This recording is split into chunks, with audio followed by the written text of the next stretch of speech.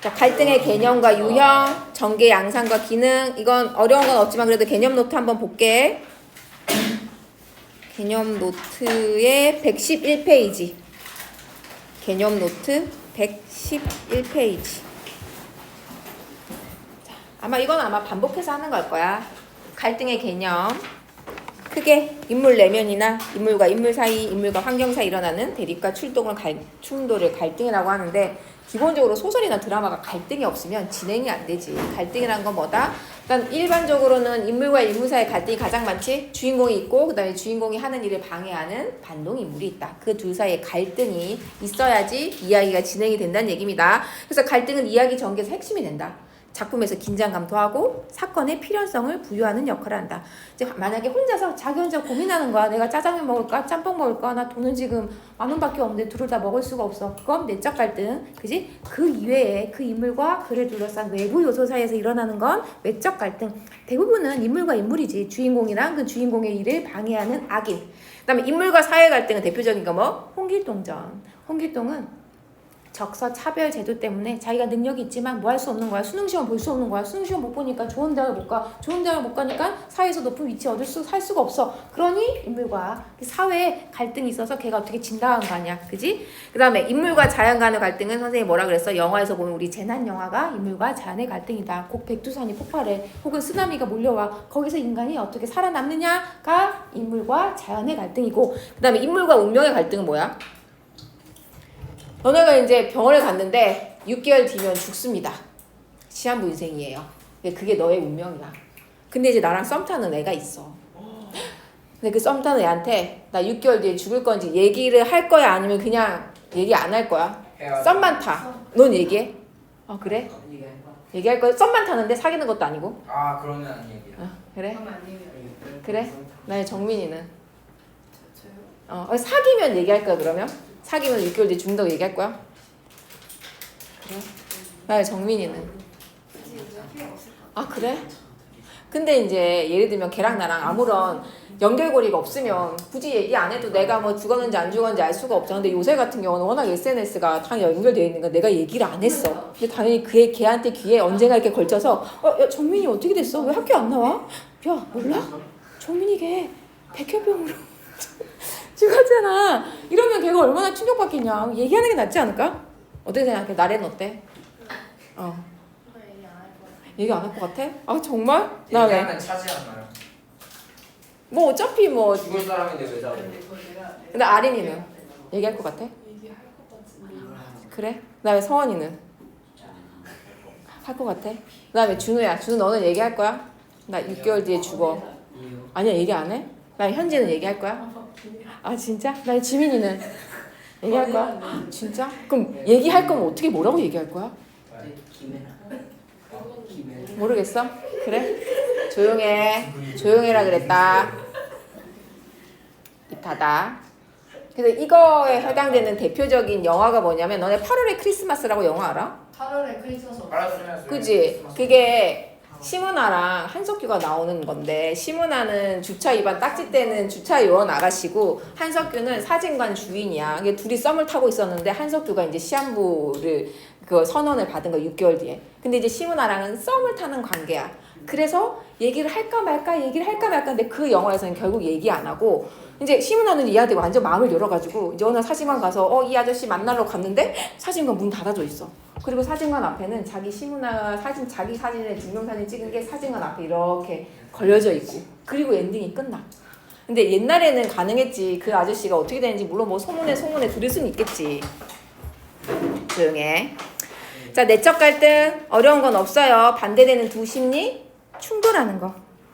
그 다음에 인물과 인물 간의 갈등 이런 것도 어려운 건 없죠. 그지? 그 사람들이 원하는, 예를 들면 목표는 하나인데 그 목표를 가지고 그 목표를 어떻게 대하는지에 대한 생각이 다른 거, 갈등이 있겠죠. 여기서 나오는 이태준의 돌다리 같은 경우는 서울에 이제 의사인 아들이 좀 병원을 확장하려고 고향에 내려가서 아버지한테 땅을 팔라고 하는 거야. 근데 이제 아빠는 아니 땅이, 이 농사꾼에게 땅이 얼마나 중요한데, 그럼 아빠는 땅을 안 팔겠다. 그 다음에 의사 아들은 땅 팔아서 서울에다가 큰 병원 짓고 아버님도 이제 시골을 떠나서 여기 서울로 오세요라는 얘기입니다. 이 땅을 가지고 이 두 사람이 땅을 대하는 태도가 다르기 때문에 생기는 갈등이라는 얘기야. 그다음에 아까 홍기통정 나왔고요. 인물과 사회와의 갈등. 그다음에 인물과 자연 간의 갈등은 아까 자연재해, 그다음 자연에 맞서서 싸우는 거가 인물과 자연 간의 갈등. 그다음에 인물과 운명의 갈등. 이 역마는 역마살이 약간 운명이야. 이 사람 팔자에 역마살이 껴있어서 한 곳에 머물지 못하는 운명인 거야. 근데 어떤 사랑하는 사람이랑 이 사람이 영마살이 뭐야? 그러니까 떠돌아다니는 사람, 하나에 정착하지 않고 여기서 좀 뭔가 좀 잘 살겠다 싶으면 갑자기 가방 메고 어딘가를 떠나. 역마살이야. 그걸 역마살이라고 해. 넘어갈게요. 자, 갈등의 전개 양상은 우리 보통 구성 단계에 따라 갈등 이런 식으로 전개가 된다더라. 발단, 전개, 위기, 절정, 결말이 있으면 어쨌든 발단에서는 갈등이 있을 것이다라는 암시가 있습니다. 반드시 이 주인공하고 이 주인공이 잘리는 걸 싫어하는 반동인물 간에 갈등이 있을 것이다 라는 부분이 발단에서 등장인물을 제시하면서 나타나고요. 그다음에 전개에서는 갈등이 시작되고 위기는 심화가 되고 절정에서는 최고조가 되고 결론에서는 그 갈등이 해소가 됩니다. 그런데 이 갈등이 왜 필요하냐? 결국 이 갈등은 어떤 고민을 가지고 이 두 인물이 어떻게 대응하냐에 따라서 그 인물의 성격을 제시한다는 얘기야. 예를 들면 자연재해 앞에서 지금 백두산이 폭발하기 일보 직전이야. 그래서 거기서 뭐야 그냥 다 같이 죽는 거지 뭐 하면 이제 그 사람의 성격은 어때? 그냥 이제 자포자기한 성향이 거고 아니야 어떻게든 살아남아야지. 선생님 같은 경우는 자식이 없으면 나도 그냥 에라 모르겠다 다 같이 죽진데 만약 내 자식이 있어 그러면 어떻게든 이 재난을 피하기 위해서 나는 끝까지 노력할 것 같긴 해. 그게 이제 인물의 성격을 갈등을 어떻게 대하느냐에 따라서 인물의 성격이 드러나는 거고요. 그 다음에 이 갈등을 어떤 식으로 극복하느냐가 이 작가가 하고자 하는 주제란 얘기입니다. 해리포터 같은 경우는 뭐와 뭐의 갈등인 거야? 볼드모트랑 해리포터 선과 악의 갈등인 거잖아. 그치? 대립 구조잖아. 그치? 그러면 결국은 누가 이겨요? 해리포터가 이기니까 작가는 뭔 얘기를 하고 싶은 거야. 결국은 아무리 극악무도한 악이 있더라도 누구를 못 이긴다? 선을 못 이긴다 라는 얘기가 주제란 얘기입니다. 그 다음에 갈등이 있어야지 독자 행위를 유발해서 계속 이 이야기를 끝까지 읽게 하겠죠? 그 다음에 이 갈등이 사건의 필연성을 부여한다. 어려운 건 없습니다. 여기서는 넘어가고 우리 바로 본문으로 갈게요. 자, 이거 문제 풀기 전에 선생님이랑 같이 뒷부분에서 이거 같이 읽어볼게. 자, 이청준의 당신들의 천국. 요 뒤에 137페이지. 근데 이 소설도 되게 수족 도서 중에 하나긴 한데 자, 줄거리 한번 볼게요. 너네가 모의고사에서 이렇게 앞부분 줄거리가 나오잖아, 얘들아. 자, 줄거리 나오는 것도 항상 이 부분 읽어야 돼. 물론 문제에서 앞부분 줄거리가 선지에서 안 나오는 경우도 있지만 근데 이 줄거리를 읽었다라는 전제하에 문제를 내기 때문에 이 줄거리 부분도 절대 놓치지 말고 읽어야 돼. 그리고 줄거리 다음 부분이 되게 중요하다. 이 부분에서 문제가 많이 나옵니다. 한센병이 뭔지 알지? 나병이 뭔지 알아? 약간 맞아 문둥병이야. 그리고 이거는 문둥병. 그래서 나중에 이제 피부가 문드러져서 이제 이 얼굴에 뭐 콧구멍도 없어지고 막 눈도 거의 막 이렇게 되고 뭐 이런 거야. 그래서 이게 예전에 전염병이기 때문에 사람들이 이 병에 걸리면 다 마을에서 쫓아버렸어. 그런데 한때 이 문둥병에 아이를 삶아 먹으면 효과가 있다 그래가지고 이 문둥병 환자들이 마을을 돌아다닐 때마다 아이가 없어진다. 얘네들이 아이를 잡아갔다. 이런 소문이 있어서 더 박해를 많이 받았거든. 실제로 효과가 있었는지 모르겠지만 검색해보면 못 볼걸? 밥맛 떨어질걸? 안돼. 난 안 보고 싶어. 그 집에 가서 너네 자기 전에 봐. 아니 밥 먹기 전에 봐. 그럼 밥맛 식욕이 뚝 떨어져. 지금 봐야 돼. 난 안 보고 싶어. 자, 그래서 이 사람들을 섬에다가 주로 이제 넣어놓고 거기서 이 사람들만 사는 어떤 마을을 만들었어. 그러니까 이 사람들한테는 뭐라고 만들어준 거야? 자, 너네들 여기 살면 너네들 사는 곳을 내가 천국으로 만들어주겠습니다 하고 이 사람들을 섬 소록도에다가 다 넣어놨습니다. 거기 이제 원장이 있어. 전직 군의관 출신 조백헌 대령이 병원장으로 부임을 하고요.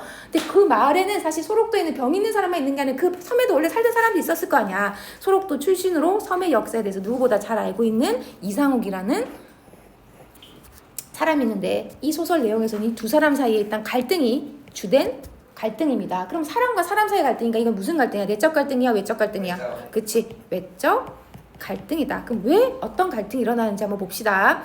상욱은 자신도 모르게 차츰 목소리가 흥분됐다. 일단 새로운 원장님이 부임을 했어. 그래서 이제 막 사람들 모인 자리에서 약간 상욱은 이 원장에 대한 부정적인 감정을 먼저 가지고 있어. 왜 그런 거야? 이 사람 한 것도 없는데 왜 부정적인 감정을 가지고 있냐면 이전의 병원장들이 이 마을에서 한 짓이 있기 때문이야.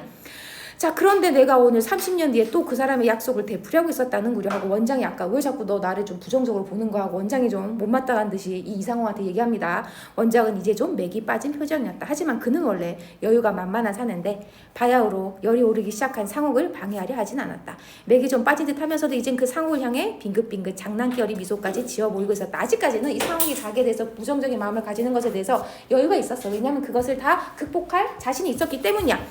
그런데 상욱은 그런 원장의 표정이나 말은 아예 상관을 안으려는 태도. 계속해서 부정적입니다. 근데 이 부분에서는 지금 원장이 여유가 있었다. 원장은 미소를 지어버렸다. 원장의 심리 상태를 디테일하게 나열하고 있으니까 얘는 어떤 시점이야 지금?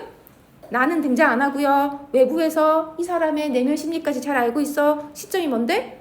맞아요. 전지적 작가 시점이다. 즉 나가 등장 안 하고요. 서술자가 작품 밖에서 서술하는 전지적 작가 시점이더라.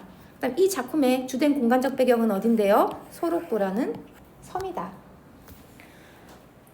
자, 그분이 누구냐면 옛날 원장이야. 옛날 이곳에 있던 원장이야. 그 주정수라는 원장이래.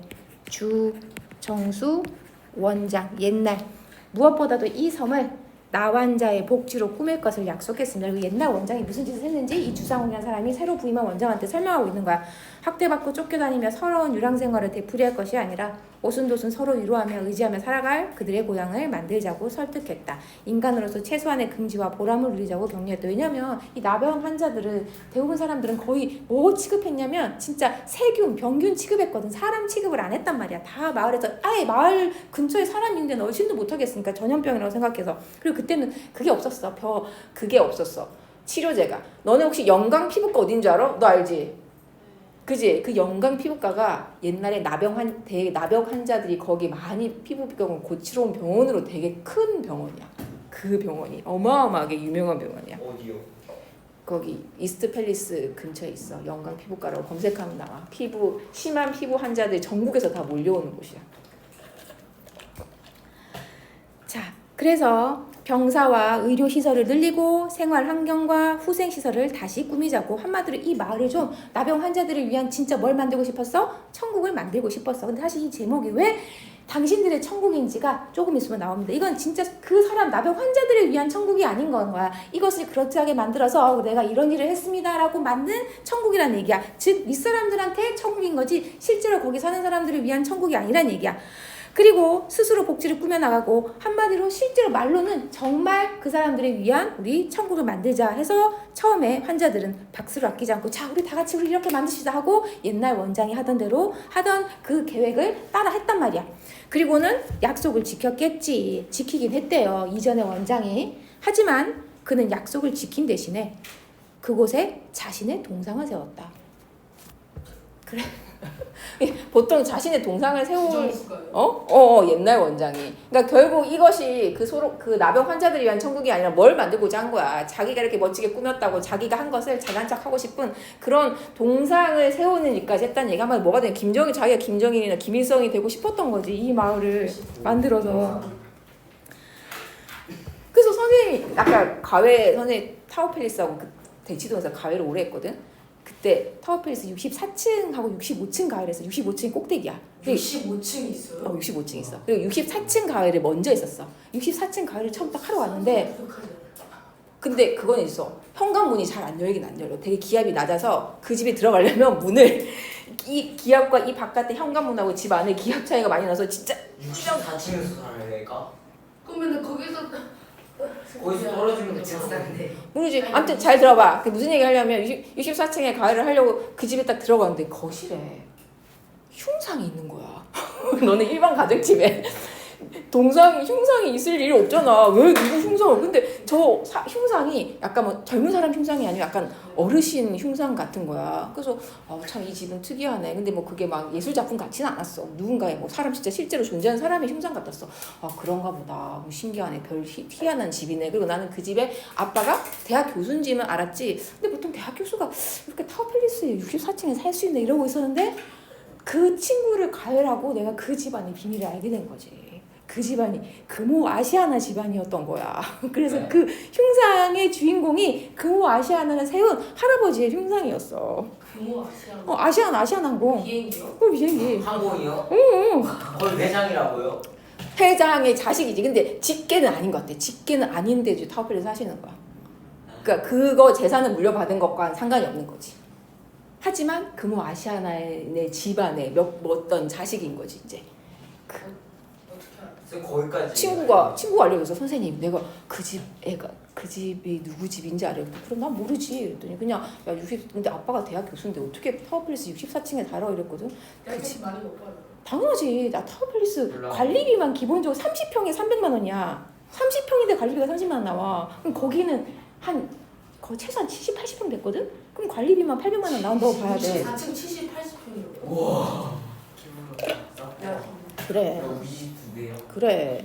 아무튼 자, 그래서 우리 무슨 얘기를 하는 거야? 동상을 세운다라는 건 어마어마한 자기가 한마디로 평생 영원히 내가 이곳에서 나를 기억하게 만들겠다는 얘기지. 그지? 동상은 죽지 않잖아. 사람은 죽지만. 그지? 그런 뭐 욕망으로 동상을 세운다는 거야. 길이길이. 자, 원장의 얼굴로는 비로소 웃음기가 사라졌다. 자, 원장이 순간 와, 옛날 원장이 장난 아니었네. 그래서 이 지금 마을 사람들이 자기한테 부정적인 마음을 가지고 있는 거 이제 알아챈 거야. 이제서야 이거 심각한데 내가 여기서 뭔가를 이루겠다는 거 쉽지 않겠는데 하고 생각이 들었다는 얘기야. 즉 자신의 생각과는 다른 전개가 일어났던 겁니다. 아무래도 좀 이상한 노이로제 증세가 있구만 그려. 자, 동상 얘기 계속하고 있는데 너 자꾸 내가 옛날 원장이랑 왜 비교해? 옛날 원장이 그랬다고 해서 내가 그럴 것 같아? 라고 이제 이 사람 얘기하는 거야. 원장은 당황하고 있는 게 분명했으나 상대 말을 중단시키려고 하지 않았다. 눈에 보이지 않는 두 사람의 대결. 자, 이거 어떤 갈등이에요? 두 사람이 대결하고 있어. 외적. 그치. 이거는 인간과 인간 간의 외적 갈등. 자, 상욱의 어조에선 아직도 열기가 숙을 줄을 몰랐는데 계속해서 이 전 부원장이 어떤 일을 했는지 막 얘기합니다. 자, 동상이 무엇을 뜻하는가는 원장님께도 벌써 충분히 짐작을 하고 계실 줄 압니다. 아까 얘기했죠. 동상이라는 건 자기의 권력이야. 내가 여기서의 어떤 권력을 다른 사람들한테 모두 확인시키고 싶은 거야. 자, 두 차례나 동상이라는 말을 원장님 앞에서 입에 담게 된 것은 아까 그 원장님 앞에 서 있던 사람들이 그동안 그러한 동상을 너무 많이 봤대. 사실 이곳이 자기네들을 위한 천국인 줄 알았는데 그렇지 않고 그곳에 부임하는 원장들이 뭔가 자기가 그럴듯한 거를 하려고 마음대로 하기 위해서 여기 온 것인 거야. 즉, 뭘 천국인 거야? 그 환자들을 위한 천국이 아니라 그 지도자들을 위한 당신들의 천국이라는 얘기야. 그래서 그 사람 나중에는 계속해서 그 사람 이후에도 원장이 10번이나 바뀌었대. 주정수 이후에도 새 원장님만 갈려서 오면 번번이 그 원장이 새 동상을 실은즉 또 하나의 주정수 동상을 복원했다. 계속 여기서 뭔가 해가지고 자기가 이 마을에 짱이 되고 싶은 거야. 자, 그 사람들은 오늘 낮 원장님을 뵙기 전에 벌써 10번 이상이나 그곳에 서서 새 원장이 숨겨가지고 온 주 원장의 동상을 복원했습니다. 누구든지 이곳에만 오면 주 원장의 동상을 새로 세우고 싶어 했다. 덜어는 성공하고 덜어는 실패했다. 어느 쪽이나 원장이 섬을 떠나고 나면 섬에 남는 건 배반뿐. 즉 자기들 위해서 뭐 해주겠다는 건 다 거짓 약속이었고 자기 배만 채우고 떠났던 원장을 지금까지 계속 봐왔던 거야. 그러니까 새로운 원장이 자, 여러분을 위한 멋진 곳을 만듭시다 했을 때도 웃기고 자빠졌네 하고 코웃음 찐다는 얘기야. 계속해서 갈등이 있다는 얘기입니다. 자, 그래서 이제 이 새로운 원장이 한 건 뭐냐면 보통 사람들 단합시키는 데는 뭐만큼 좋은 게 없어. 스포츠입니다. 축구 경기 해가지고 이 마을 사람들을 다 단합을 시키기 시작했어. 그래서 섬 사람들에게 어느 정도 자신감 갖게 해서 내가 이제 이 마을 사람들 좀 단합을 시켰구만 해가지고 뿌듯해 하니까 드디어 원장이 속셈을 드러냅니다. 그래서 무슨 사업을 하냐면 간척 사업을 하자고. 자, 섬이야. 섬이 있고 여기 본토가 있잖아. 그 여기 간척 사업을 해. 그 여기 새로운 땅이 생긴 거야. 결국 간척 사업 일은 노가다는 누구 시키고 이 사람들 시켜가지고 결국 이렇게 새로 생긴 땅을 누가 가져가려고 그러겠어? 원장이 꿀꺽 하려고 하는 거겠지. 자, 그러나 섬 사람들의 반응은 아직도 그의 기대에 훨씬 미치지 못했다는 얘기는 시큰둥하다는 얘기입니다. 이거 뭐야? 결국 또 지 배 채우려고 하는구만. 조백헌 원장이 오랫동안 혼자 가슴속에 숨겨면서 공을 들였어. 계속 이 사람들 자기 편을 만들려고 잘 공을 들여서 자, 우리 간척 사업 합시다 라고 했는데 아직도 뛰어넘어야 할 수많은 장벽들이 가로놓여 있었다. 무엇보다 그가 먼저 쌓아넘어야 할 장벽들이 그 5천여 소록도 주민들, 바로 그 사람들의 불신감이다. 그래서 축구 시합 소식에 안겨줌으로써 어느 정도 활기를 되찾는 거 했는데 그래서 새 원장이 자, 간척 사업 합시다 라고 하자 또 그 마을 사람들이 그래 어쩐지 우리를 위한 마을 하려고 했던 거 다 뻥이구만. 결국 자기 욕심 채우려고 우리를 부려먹으려고 하는구만 하고 있다는 얘기야. 이건 이제 원장 얘기입니다. 여러분 이제 이 섬 나가야 돼요. 이건 섬이 아니라 이 본토랑 연결해가지고 이 섬을 자 대륙이랑 이어봅시다. 이 섬은 너무 비좁아요. 하고 이 섬을 넓혀봅시다. 했지만 마을 사람들은 그 마을에다가 공회당을 불러가지고 마을 사람들이 이런 얘기 해봤지만 마을 사람들은 아직까지 시큰둥합니다. 자, 물론 이 일은 지난날 이 섬에 있었던 어떤 다른 역사보다도 더 힘들고 긴 세월이 필요할 겁니다. 얘네들 봐봐. 너네 진짜 바다를 메워가지고 땅 만드는 거 보통 일이 아니야. 계속 그 땅 바깥에 있는 외부에 있는 흙을 퍼와가지고 그 바다를 메우는 거야. 말이 쉽지만 간척 사업 정말 쉽지가 않거든. 자, 그리고 과거의 다른 어떤 역사에서보다 그 혜택이 멀고 아득한 곳에 있다고밖에 할 수 없는데 우리가 마음속에 지니고 기대어온 약속이 내일 당장 우리에게 이루어질 수 없으니까 여러분 다 같이 열심히 합시다 했어. 그리고는 지도 보여놓고 자 우리 여기를 해가지고 이렇게 땅을 넓혀봅시다. 간척 사업을 합시다 라고 했어. 그지? 그래서 이 장로들이라는 건 가장 나이가 많은 그 동네 짱인 거지. 그들을 설득하려고 했다. 하지만 반응은 없었다. 즉 여전히 장로들은 뭐하고 있는 거야? 이 원장이 하는 것에 신뢰하지 않는 거지. 그지? 원장의 말이 떨어지면서 차갑게 굳어지기 시작한 장로들의 얼굴 표정은 계속되는 원장의 설득에도 불구하고 변화가 보이지 않았다. 계속해서 지금 여기서 누구하고 누구와의 갈등이야? 원장과 장로들의 외적 갈등. 그지? 자, 원장이 맥이 풀렸어. 그래서 그동안 내가 얼마나 고생하는데 와 이제 내가 이거 하려고 1년 동안 그렇게 쌩 고생했는데 이거 끝나는 거 아니야? 자, 원장 혼자 고민하는 거니까 이거 무슨 갈등? 그치, 내적 갈등. 됐죠? 그리고 우리 빈칸은 숙제로 하고 앞부분 넘어가서 오늘 문제 풀게요. 132페이지, 133페이지 다 풀면 손들어. 선생님 채점하러 갈게. 132, 133.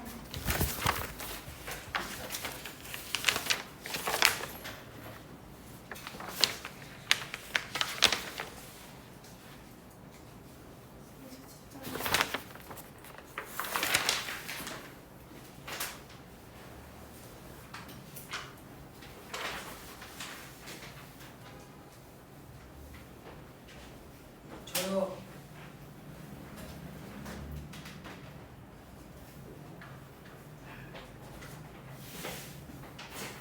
여기 아니었어. 어디야? 130. 이사했어요.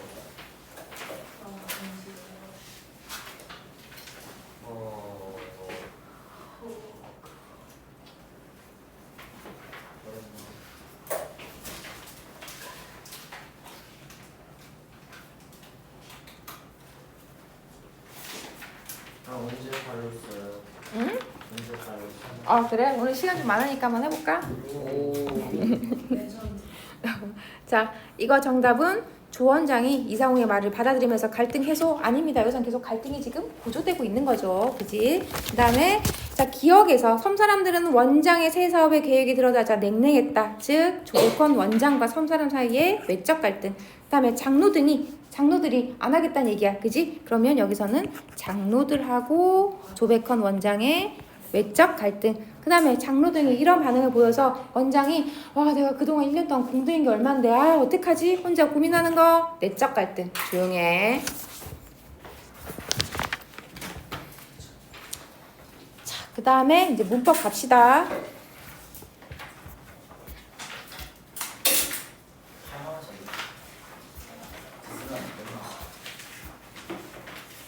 자, 한글 맞춤법 볼게요.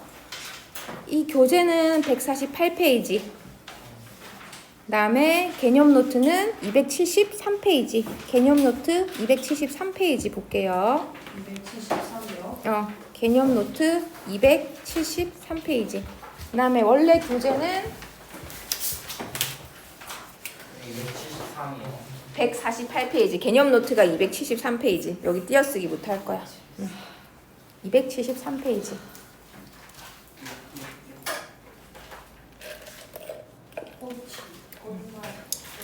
자, 띄어쓰기. 한글 맞춤법에서 조용. 조사는 앞말에 붙여 쓴다. 그지? 자, 근데 이게 조사인지 안 조사인지 어떻게 알아요? 앞에 붙어 있는 애가 채연의 경우는 대부분 다 조사라고 보면 되지, 그지? 그러면 조사는 반드시 앞말에 붙여 쓰고, 그다음에 조사가 둘 이상 붙어 있어도 조사끼리는 무조건 붙여 씁니다. 그 다음에 어미 뒤에, 자, 놀라기 뭐뭐 하기보다는 어미 뒤에도 붙었을 때도 반드시 앞말에 붙여 쓴다. 조사는 무조건 앞말에 붙여 쓴다 라고 생각하면 돼요. 하지만 의존명사는 띄어 쓴다.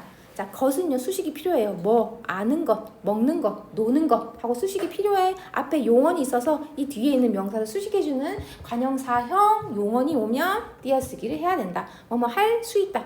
뭐뭐 하는 바, 반드시 얘네들은 수식이 필요한 애들이에요. 그지? 이는 인데 무슨 이야. 근데 이도 뭐 어떤 상황에 따라서 명사일 수도 있잖아. 머리니는 명사일 수 있지만 여기서는 머리니가 아니잖아. 그래서 이는 인데 키가 큰 인지 작은 인지 뚱뚱한 인지 내가 아는 인지 모르는 인지 하고 이 수식을 받는 대명사처럼 보이는 애는 의존명사이다. 이런 경우에는 띄었어야 된다. 여기까지 너네가 의존명사인가 보다 하고 띄어쓰기 돼 있으니까 당연히 그런가 보다 하겠지만 나중에 형태는 똑같은데 의존명사일 때도 있고 조사인 단어가 있습니다. 그런 거 띄어쓰기 할 때 조심해야 돼. 이걸 이제 조심해야 되는 거지. 형태는 동일한데 얘가 전미사냐 조사냐 어미냐에 따라서 띄었어야 되냐 붙였어야 되냐가 너네가 구별을 해야 된다. 가장 먼저 들이다. 우리가 사람들이다. 학생들이다. 복수를 나타내는 얘는 전미사예요. 전미사는 하나의 단어에 붙어있는 거기 때문에 반드시 붙였어야 한다. 복수형을 만드는 들은 붙인다. 반면에 앞에 뭔가를 계속 나열합니다. 쌀과 보리, 콩, 조, 기장, 들을 오곡이라고 한다. 할 때 이 들은 앞에 나열한 것들의 수식을 받기 때문에 얘는 의존명사입니다. 자, 그래서 의존명사 들이냐 전미사 들이냐에 따라서 전미사 우리 복수형을 나타내는 전미사는 무조건 붙여 쓰고 앞에 어떤 다양한 명사들이 나열되고 난 다음에 이런 것들 할 때는 앞에 있는 것을 수식을 받는 들이기 때문에 의존명사다. 그 다음에 뿐도요 의존명사인 뿐이 있고 조사인 뿐이 있다. 근데 이거는 띄어쓰기가 되어 있는 상태에서는 우리가 얘가 의존명사인지 조사인지 알 수 있어. 일단 붙여 있으면 앞말과 붙어 있으면 얘는 무조건 조사입니다. 앞말과 띄어져 있으면 무조건 의존명사. 근데 띄어쓰기를 올바르게 하시오 할 때는 언제 띄어쓰고 언제 붙여 써야 되냐? 체언이 오면요 붙여 쓰고요. 그다음에 용언이 와서 얘를 수식해줘. 그럼 용언이다. 체언이 아니다. 하면 무조건 뿐과를 띄웠으면 됩니다. 즉 관형사형, 용언의 관형사형이 와서 뒤에 있는 뿐을 수식해준다 하면 띄어쓰고 그 다음에 체언은 명사, 대명사, 수사가 오면 이 뿐은 붙였으면 된다. 대로도 마찬가지예요. 앞에 체언이 와. 그러면 얘는 조사다. 그 다음에 용언의 관형사형이 와서 이 대로를 수식해. 그러면 걔는 의존명사다. 그러니까 의존명사는 띄었습니다. 됐죠? 만큼도 똑같아요. 의존명사 만큼 있고 조사 만큼이 있는데 체언과 붙어있으면 조사니까 붙여. 그 다음에 수식을 받아 노력한 용언이 와. 그러면 이 만큼은 의존명사이기 때문에 꾸밈을 받아 띄었어. 얘는 좀 어려워. 얘는 어미인 니은지인지 아니면 이 어떤 경과한 시간을 수식받아 네가 떠난지 네가 죽은지와 같이 의존명사의 뭔가 시간이 경과했어 라는 걸 의미하면 띄었어야 되고요. 그 다음에 이건 선택이야. 내가 잘 모르겠어. 아리까리해. 이거 큰지 작은지 모르겠네 할 때는 얘는 뭐가 아닌 거라는 얘기야. 수식을 받는 게 아니라 어미이기 때문에 니은지는 어떻게 한다는 얘기야. 반드시 앞에 있는 어간과 붙어서 써야 됩니다. 어미니까 어미는 어간과 붙여 써야 되지. 그지? 그래서 막연한 의문 자, 작은지 큰지 모르겠네. 니은지는 뭐기 때문에 어미기 때문에 붙여서 써야 된다.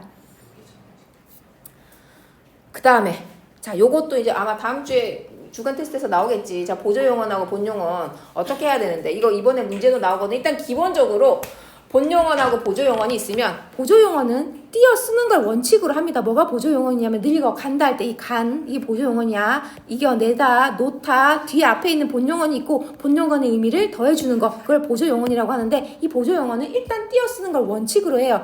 하지만 어떻게 쓰는 거? 붙여 쓰는 것도 맞다. 그러니까 둘 다 맞춤법으로는 띄어쓰기는 둘 다 맞는 말이다. 하지만 너네는 문제에서 뭐가 나오는데 자 어떤 경우에 이 본용언과 보조용언을 반드시 띄워야 되는 경우가 있습니다. 띄었어도 되고 붙였어도 되는 게 맞지만 반드시 띄웠어야 되는 경우가 있는데 뭔데요? 본용언에 조사가 붙었을 때 원래는 놀아나다 라고 할 때는 놀아나다 붙였어도 되고 띄었어도 돼. 근데 조사를 쓰고 있어요. 잘 너 놀아만 나는구나 둘이 아주 그냥 보기 좋네 할 때 조사가 들어가면 무조건 띄어. 책을 읽어보고 할 때 이 보고는 보조용언입니다. 그럼 붙였어도 되고 띄었어도 돼. 근데 띄어 쓰는 게 원칙이야. 근데 조사, 읽어도 보고라는 조사가 들어가면 얘는 무조건 띄었어야 된다. 그 다음에 앞에 있는 본용언이 합성동사일 때 즉 두 가지가 합쳐졌어. 이게 덤벼서 들다잖아. 두 가지 동사가 합성되어 있어. 그러면 덤벼들어 보아라 하고 붙여 쓰는 거 안 되고요. 무조건 보조용어가 띄어써야 된다. 됐죠? 조사가 붙어 있으면 띄어쓰기. 그다음에 앞에 본용어니 합성 동사일 때 띄어쓰기. 됐죠? 자, 그다음에 보조용어 앞에 종결어미가 뭐뭐 하는가, 뭐뭔가, 뭐뭘까 할 때 뭐뭐 쉽다라는 뭐뭐 보다라는 본용어랑 붙으면 얘네들을 무조건 띄어써야 된다. 작은가, 쉽다. 뭐뭐 갈까, 보다. 얘는 요 그대로 그냥 외우면 되지. 작은가, 쉽다. 뭐뭐 갈까, 보다 하고 맞는 거 외우고요. 붙여 쓰는 거는 다 버립시다. 붙여 쓰는 거 허용 안 되고요. 무조건 띄어써야 된다. 그 다음에 구에다가 내가 뭐뭐 하다, 하다란 말이 붙어. 그럼 얘도 무조건 띄어써야 된다. 싶어 하다 띄워야 되고요. 마음에 들어 하다 띄워야 됩니다. 이건 구어체에서 쓰는 말입니다. 이 구는 어떤 구야. 구에서 구어체가 아니고 구에서 그지 마음에 들어 하다 할 때 어는 무조건 띄어 쓴다.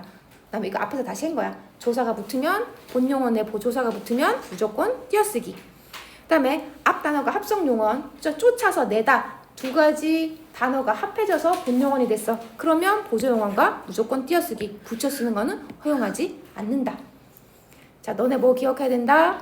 본용어과 보조용어 띄어 쓰는 게 원칙인데 경우에 따라 붙여 쓰는 것도 맞다. 경우에 따라니까 그렇지 않는 경우가 있다. 뭐 조사가 붙는 경우, 그다음에 본용어니 합성 동사인 경우, 그다음에 뭐뭔가 싶다, 뭐뭘까 보다 띄어 써야 되고요. 뭐뭐 싶어 하다, 뭐뭐 들어 하다, 하다 띄어 써야 되고요. 조사 있으면 무조건 띄어 쓰고요. 그다음에 합성 동사이면 무조건 띄어 쓰기. 됐지? 자. 그 다음에 이거 문제 풀어볼게요. 1번부터 6번까지.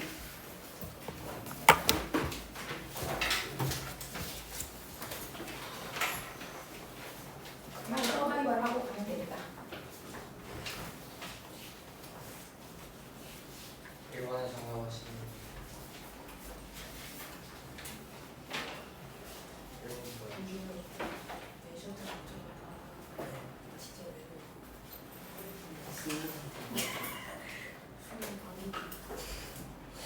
개념 노트 펴면서 보면 돼. 그 다 하면 손 들어. 너네 애들 아까 앞에 6번 다 틀렸었어 애들이. 서바이벌 이걸로 해요? 아니 서바임 따로 했지. 뭐예요? 너네 6번 되게 어려워. 이거 앞반에서 6번 맞는 애가 아무도 없었어. 아니, 이거 도전해봐. 이걸 잘 찍어봐. 그래. 몇 번까지예요? 7번까지. 3번이 정답인 거죠?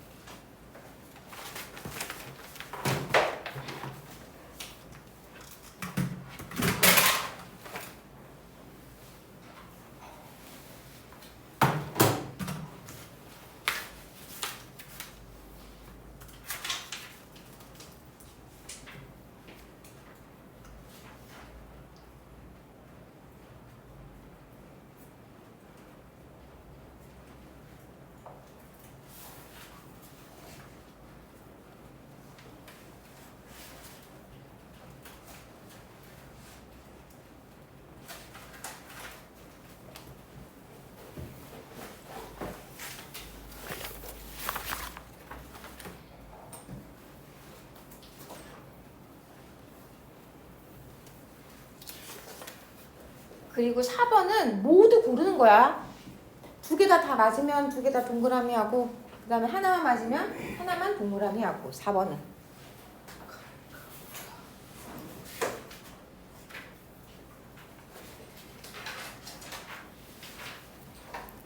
개념 노트 없어? 빌려줄까? 그래? 그럼 조금밖에 없긴 한데.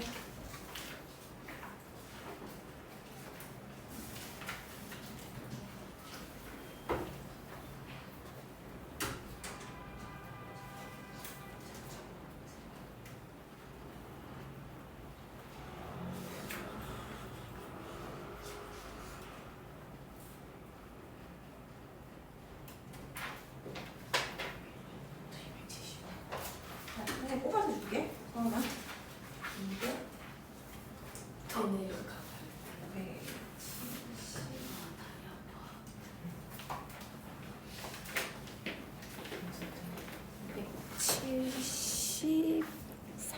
275.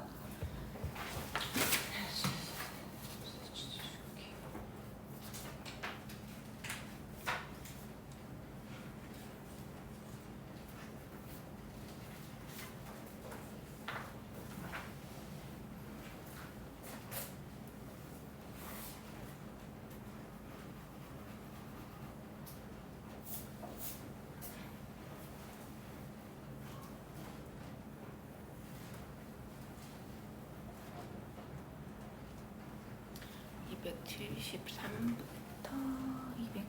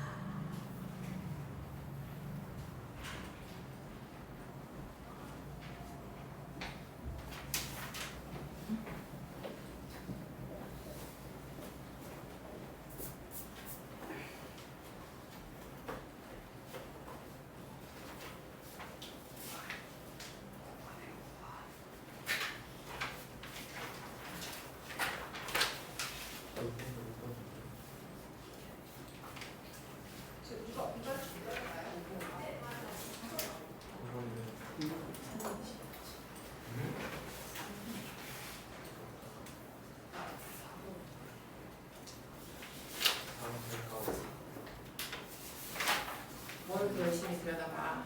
네. 컴퓨터. 맞춤법 2도 해야 돼요. 아, 뭐까지 해야 돼요? 아니 아니. 150까지. 다 했어? 우리 26번 맞춘 거 같은데. 그렇죠. 맞춘 거. 몰라 나 다 몰라 정확하게. 아이고 미안.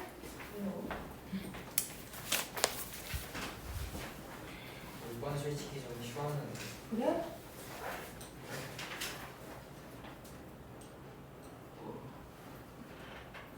얘는 보시면 여기는 요거만 써. 아, 그렇구나. 그냥 틀렸네.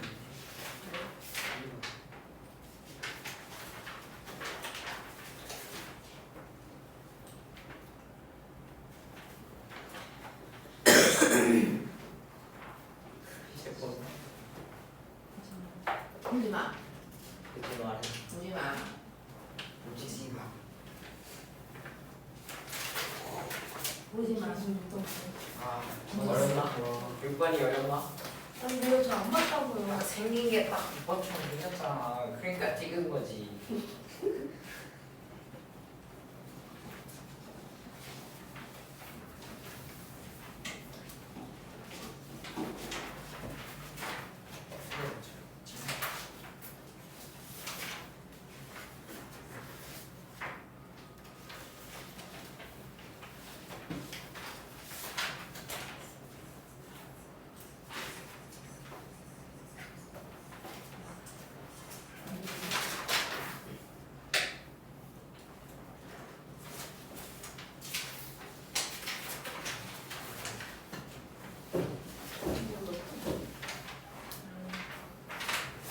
이번에 또 7번을 다 틀리네. 1번 틀렸어. 7번을 또 두고 또 또 틀리네.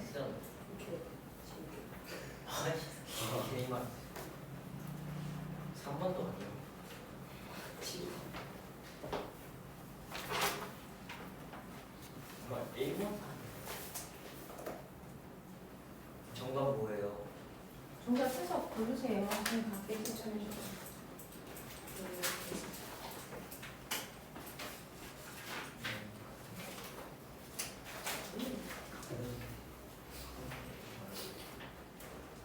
일본이. 아니 아니야. 이런 만큼은 가자. 저거 이제.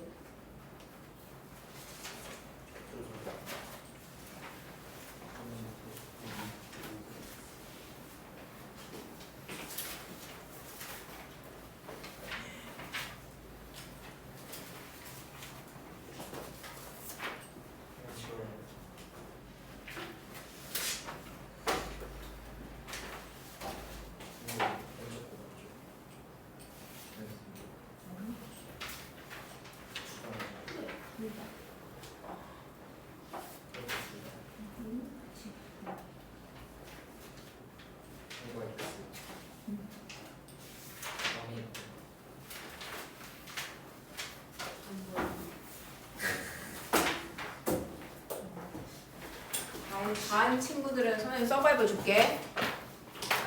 따로 주세요. 응. 서바이벌 하고 야, 너 느리다. 이게 어떻게?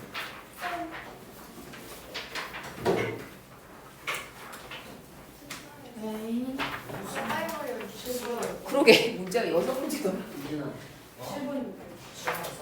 얘들아 정신 차려. 밖에 정신 차려. 그냥 순수히 우리 시험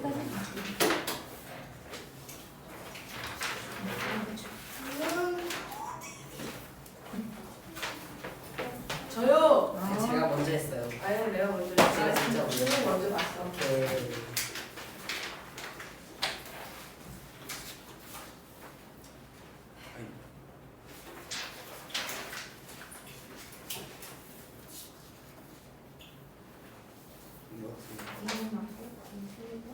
넘겨줘. 저요. 아니 저. 주가 틀렸네. 어? 주가 틀린. 아니 잠깐. 답수정. 넘겨. 아니 넘겨. 이거 그냥 그걸요. 이거. 이것도 아니야? 오케이. 그럼 2개 했고.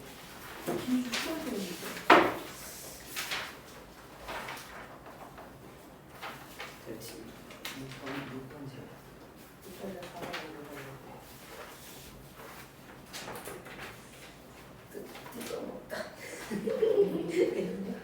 삼번이 3번.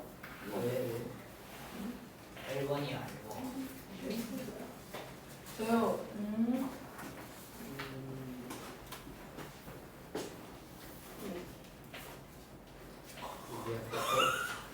나 찍고. 찍지 마세요. 저 서바이벌 주세요. 나 6번 찍었고 7번 찍었고 5번 찍었고 다 찍었어 왜?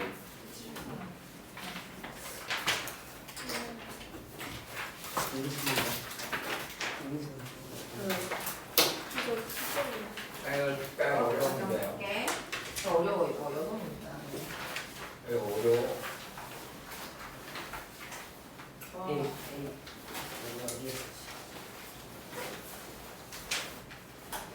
무서워.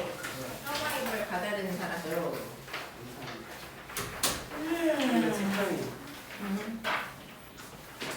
이게 뭐야?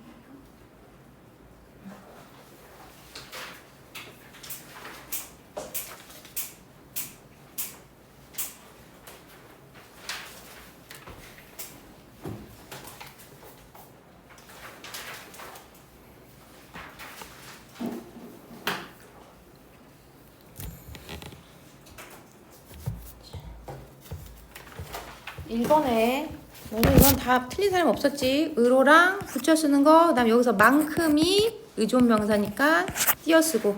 그다음에 2번은 자, 이것이 체언이잖아. 그러니까 뿐 조사 맞으니까 붙여 쓰는 거 맞고, 느끼는 용언이기 때문에 얘는 수식하니까 의존 명사 띄어 쓰는 거 맞고, 뭐뭐 한지 뭐뭐 지금까지 뭐뭐 동안을 얘기하는 거잖아. 그러니까 얘는 띄어 쓴 거 맞고. 그래서 1번, 2번, 3번이 맞고요. 그다음에 3번은 X, O 이것도 거의 다 맞았어.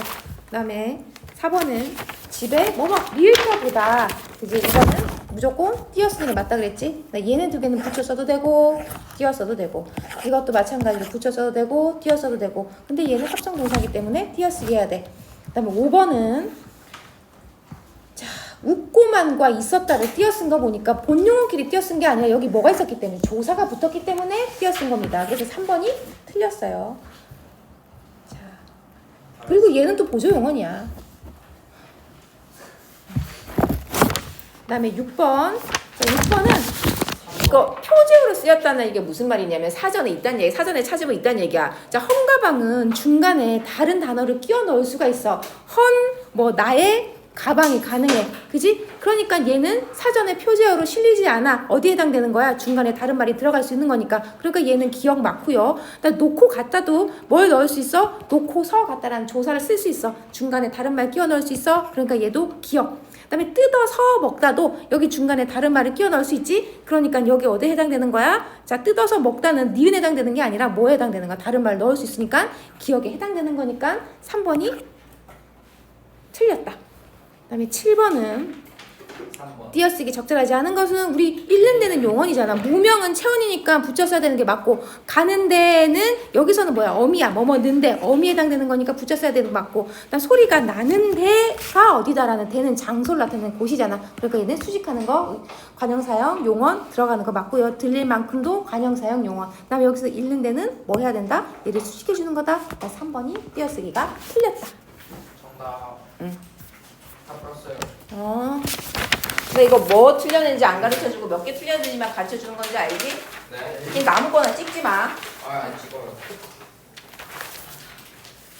이거 좀 아닌데. 자, 세. 어? 저 책죠. 줄일이야.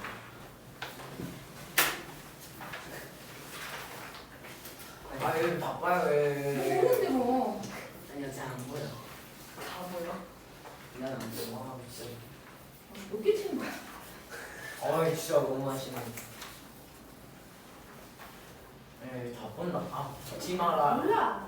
몰라. 세 개는 나쁘지 않네. 한 개면 반쪽인데. 맛있게. 와. 일단 4개 중에 정리하면 될까요?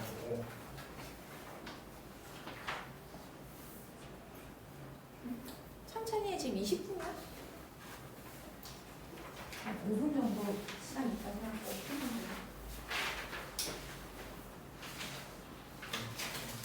이거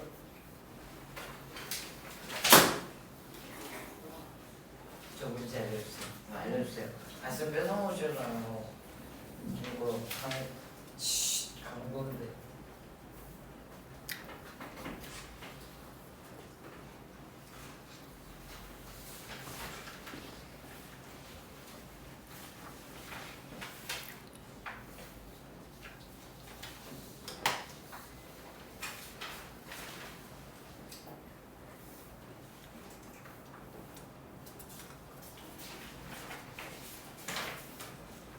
놓쳤어요.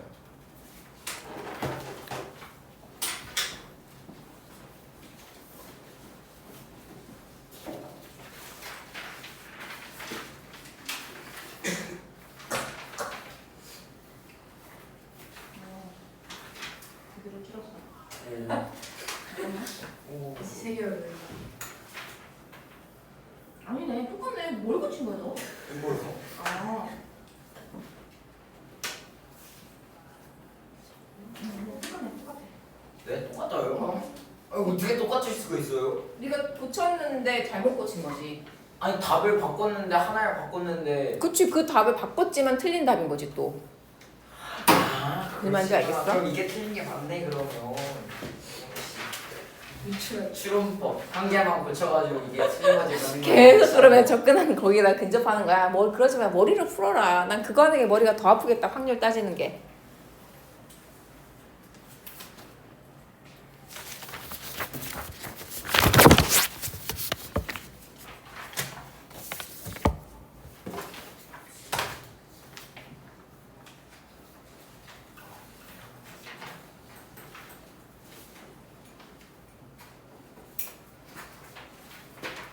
제가 고쳤어요.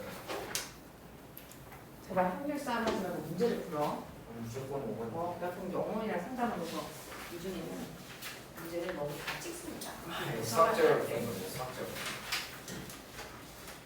똑똑하. 수학. 앞에는 그거 설명. 틀린 게 더 늘어났어. 마이너스 3에서 마이너스 4가 됐어. 그 말은즉슨 이게 하나가 맞았다는 문제를 거. 풀어요, 얘들아. 어? 그럼 이건 맞은 거. 잠깐만. 이건 똑같이 틀렸다.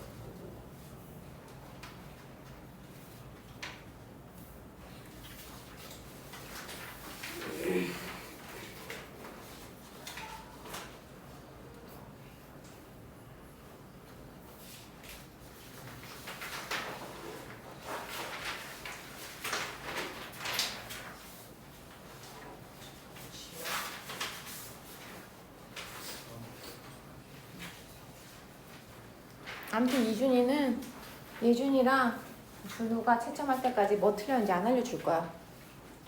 뭐가 맞는지를 안 알려줄 거라고. 예준이하고 준우 채점할 때까지 뭘 맞았는지 안 알려줄 테니까 그렇게 알고 문제 풀어. 알았지?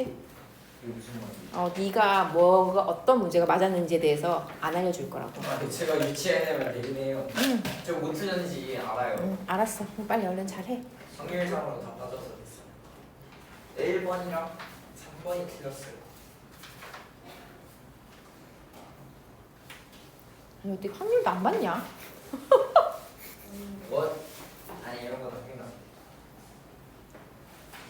자 이제 24분이야. 이제 슬슬 문제 풀어. 지금 다 봤으면.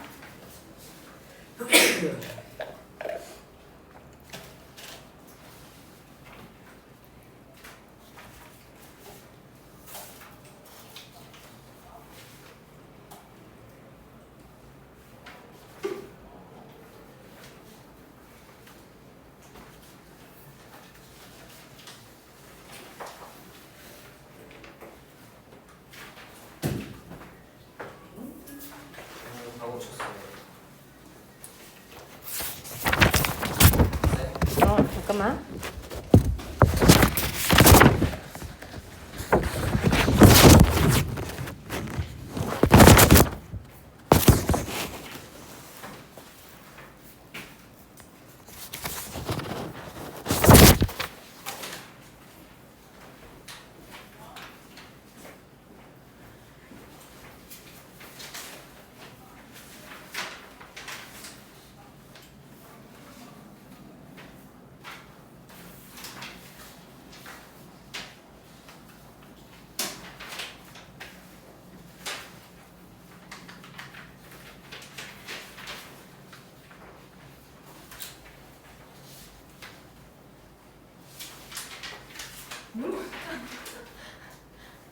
아직도 똑같아요. 이러면 이상한데? 아직도 마이너스 4야. 이거 줄지를 않아. 뭐? 그러니까 넌 지금 뭐가 맞아서 정답이 지금 뭘 맞는지 넌 모르고 있어. 이게 다 틀렸다.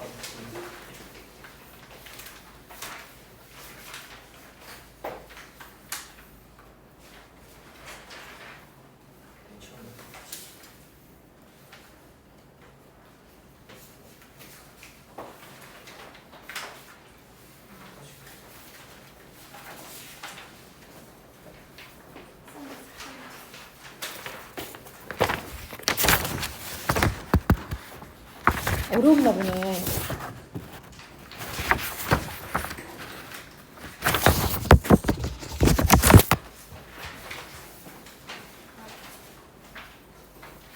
이거 제가 옆에 써놓은 번호 보시는 거 맞죠?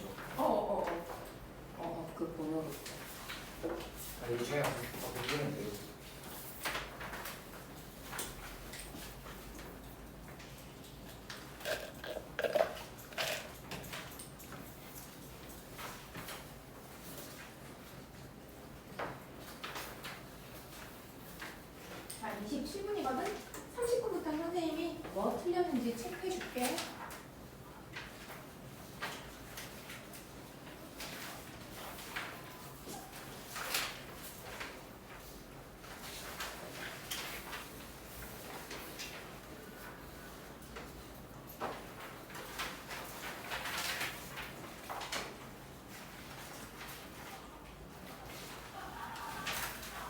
알았어.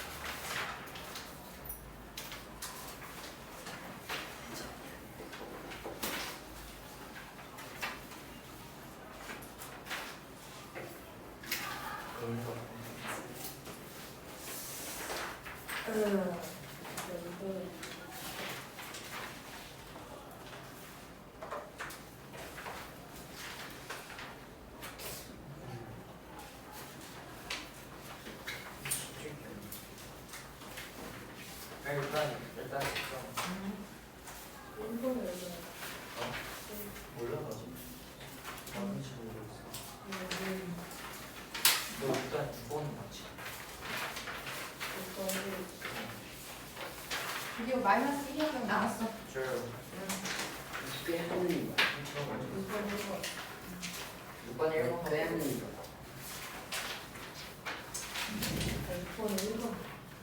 알겠어. 꽤 하면 모른다고. 유수를 꽤.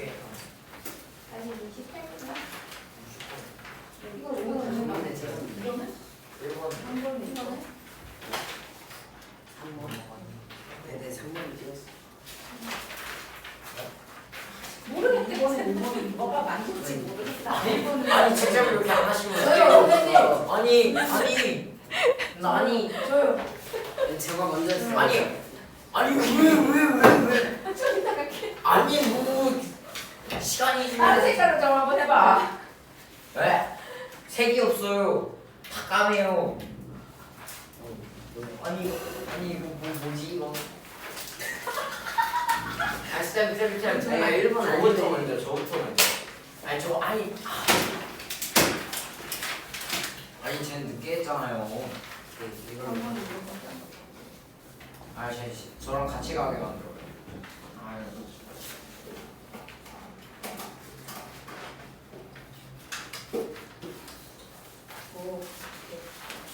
네, 저요. 똑같으면? 자 이제 30분이야. 선생님 천천히 그냥 갈게. 네, 뭘까? 선생님? 아 너무 많이 쓰니까 선생님이 헷갈린다. 아니 선생님? 아니 저 지금 3번 밀렸어. 네, 이제 요 이거 가면 안 집에 돼요. 갈게요. 가면 안 돼요. 아 맞아야 돼 맞아. 아니 쌤! 저 책 좀. 알았어요. 일단 아 3번을 내가 바뀌었네. 1번하고 2번 어떻게 안 돼? 먼저 빨리 체크해.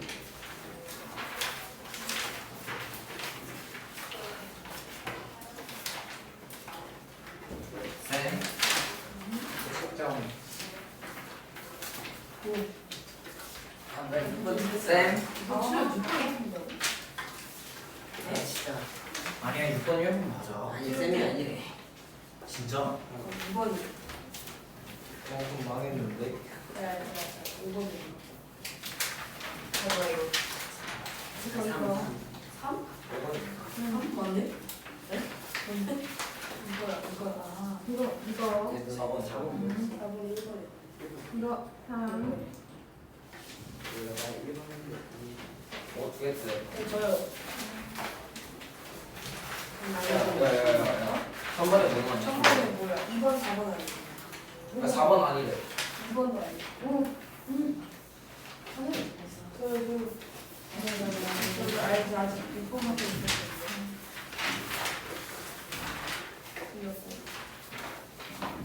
틀렸고 맞았고 네, 저도.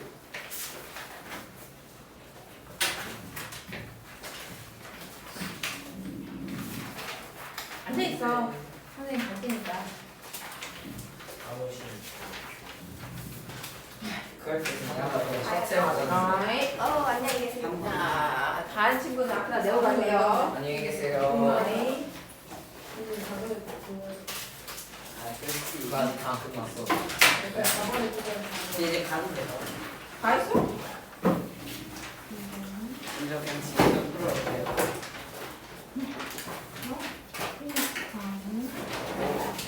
한번 보고 준 거 같아 이걸. 4번이었어. 4번이야. 어. 4번이야. 근데 이걸 3번에다 넣는 거예요. 4번이 1번. 나도 가야지. 안녕히 계세요. 보세요. 너는 이제 뭘 고쳤는데? 두 개요. 한.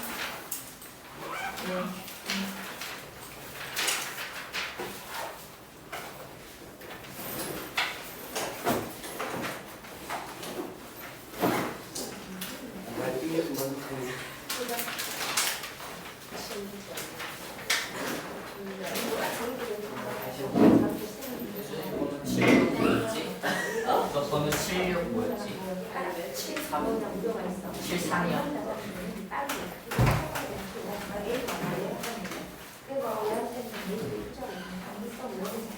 다 빨리 내가 투자할 건데 얘는 용병한다. 그러니까 사람들이 확률이 좋으니까 얘 가치가 떨어지는 거야. 얘는 돈의 가치가 떨어지는 거야. 그리고 정서에서도 이게 우리가 투자하는 증명을 하면 외국에서 얘네들 다 투자하려고 외국 자금을 들어오는 통화량이 많은데 그러면 이 안에 시장 금리가 변동할 것도 예상합니다. 즉, 이 안에 통화량이 많아지면 그걸 조절하기 위해서 금리를 조절하는 거야. 이제 통화량이 너무 많아지면 금리를 높여가지고 은행에다가 적어만 만들고 통화량이 너무 적어지면 은행에 있는 돈을 갖다 써야 되기 때문에 금리를 낮춰야 돼. 그치? 금리를 높이고 낮추냐에 따라서 통화량 조절이 가능한 거야. 이에 따라 내일의 확률을 하면 다소 진정될 것이다. 또한 양국 간의 교역이 기본적으로 투자는 무상실성이 있기 때문에 내가 은행에 이자를 만드는 목표가 없는 게 약, 은행에 가까 이런 투자는 당연히 손실의 위험이 있어요. 근데 금리가 높아지면 누가 위험한데 투자를 못하는 건 은행에 투자했지.